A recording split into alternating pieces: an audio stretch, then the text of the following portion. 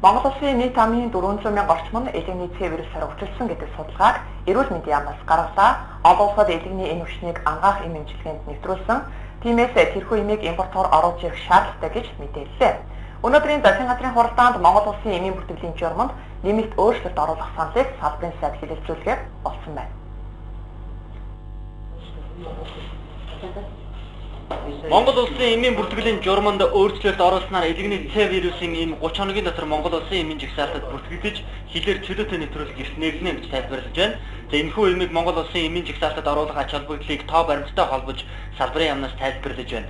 За элэгний Ц вирусын тухайд 10-аас 15 жилийн дараа элэгний хатуурал хавдар болж тухайн өвчнөр өвчлсөн хүний амийг авч чаддаг. За сүүлийн үед энэ өвчнөр өвчлөх өвчтний тоо нэмэгдэж байгаа гэж салбарын яам тодорхойлсон. За тухайлбал 2013 оны байдлаар 20-с дээш насны хүмүүс судалгаа хийхэд судалгаанд хамрагдсан хүмүүсийн 10.7% нь уг вирусээр өвчлөгдсөн байнамаа. Элэгний Ц вирустай холбоотой энэ элэгний Ц вирусыг эсрэг одоо хэрэглэгдэх ийм одоо эмийн бүтээгдэхүүнийг оруулж ирэх ийм одоо нөхцөл болцоо бүрдэж байнамаа.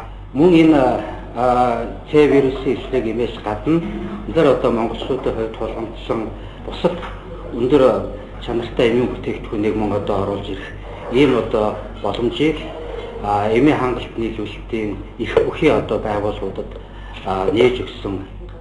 Өмнө нь мөрдөгдөж байсан эмийн бүртгэлийн журмаар шинээр эм бүртгэхдээ 2 жил хүртэлх хугацаагаар судалж байж бүртгэдэг байсан бол журмын шинжилэн найруулгаар эмийн хяналтын хатуу зохицуулалттай Европын холбооны орнуудад үйлдвэрлэгдсэн эмийг шууд хилээр нэвтрүүлж байхаар болж байгаамаа. За уг эмийн хувьд Америк Glade Science компанид элэгний Ц вирусыг эмчлэх Савалди 400 мг-аар шахмал савлагдсан эмийг Канада улсын Petion Inc үйлдвэрт гэрээгээр үйлдвэрлэгдсэн байдаг юм байна. Өнгөрсөн засгийн газрын үед тус эмийн үнийг эрүүл мэндийн сайд одвол $900 гэсэн. За харин дэд сайд $1800 нийлүүлнэ гэдэг хоёр өөр зөрүүтэй үнээр эм нийлүүлэх гэрээг хийхээр болж асуудал үүсгээд байсан. За харин энэ удаа салбарын яамнаас үнийг дүнг хэлэхгүй ноцолж байна.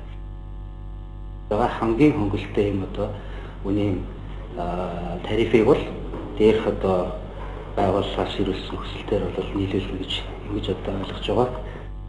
Монгол улсын эмийн бүртгэлийн өмнө нь мөрдөж байсан журмаар Монгол улсад чинээр бүртгэгдэх эмийг заавал 3 улсад бүртгэгдсэн тухайн улсынхаа бүртгэл бүртгэгдээд 3-аас доош гэж хэрэглэгдсэн байх ёстой гэж тусгасан байжээ. За гэтэл 2009 онд Женевт хүрэлцэн эмийн зохицуулалтын байгууллагын зөвлөмжөөр эмийн хатуу зохицуулалттай Европын холбооны орнууд болон Америк, Япон, Солонгос, Канада зэрэг орнуудад үйлдвэрлэгдсэн эмийг хөгжиж байгаа орнууд шууд бүртгэн гэсэн журам гаргасан байна. Энэхүү журмын дагуу эмийн бүртгэлийн журманд манай улс нэмэлт өөрчлөлт оруулснаар Европын холбооны эмийн хатуу зохицуулалттай орнуудад үйлдвэрлэгдсэн эмийг шууд бүртгэх боломж нээгдэнэ гэж салбарын сайд нь тайлбарлаж байна.